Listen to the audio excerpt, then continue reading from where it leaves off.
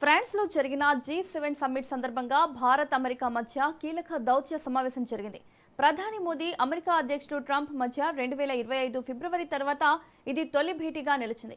ఈ సమావేశంలో ఇరు దేశాల ద్వైపాక్షిక సంబంధాలు, అంతర్జాతీయ సమస్యలపై చర్చ జరిగింది.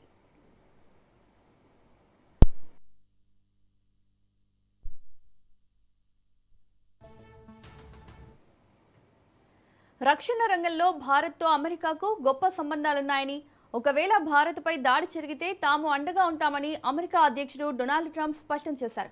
ఎవరైనా ఆ దేశంపై దాడి చేయాలనుకుంటే తాము అక్కడే ఉంటామని తేల్చి చెప్పారు. శ్వేత సౌధంలో తానున్నంత కాలం ఆ దేశానికి మంచి మిత్రుడున్నట్లేనని పేర్కొన్నారు. రెండు దేశాల మధ్య వాణిజ్య ఒప్పందంపై ఆశాభావంతో ఉన్నానని తెలిపారు.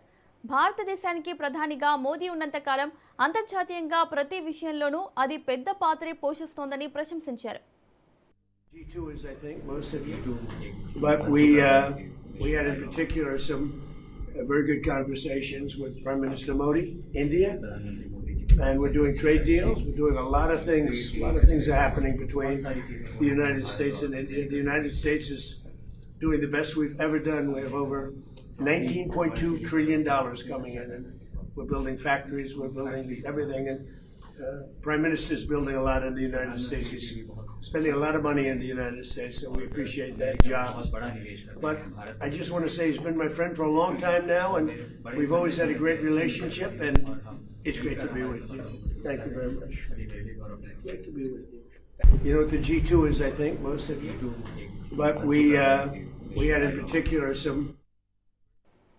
పశ్చిమాసియా ప్రాంతంలో శాంతి కోసం కృషి చేసిన ట్రంప్ ను ప్రశంసించారు ప్రధాని మోదీ. హార్ముజ్ జలసంధి తెరవడం ప్రపంచ ఆర్థిక వ్యవస్థకు ఎంతో కీలకమని పేర్కొన్నారు. ఇరు దేశాల బృందాలు కలిసి పనిచేయడం సంతోషకరమని ప్రధాని మోదీ తెలిపారు. पिछले वर्ष हम वाशिंगटन में मिले थे. उसके बाद हमारे संबंधों में एक नई गति आई है, नई ऊर्जा आई है और कई विषयों में हम बहुत मिल करके आगे चल रहे हैं.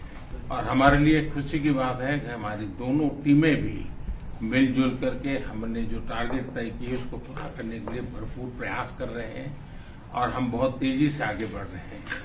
एक्सीलेंसी, पश्चिम एशिया में शांति के जो प्रयास प्रगति हुई है, इसके लिए मैं आपका अभिनंदन करता हूं. आपके इन प्रयासों के कारण